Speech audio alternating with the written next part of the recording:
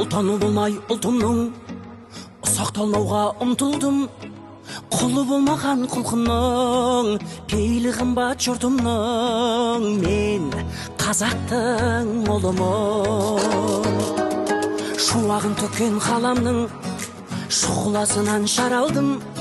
Миллиондарға сатылмас мейірі қымбат анамның. Мен қазақтың ұлымын.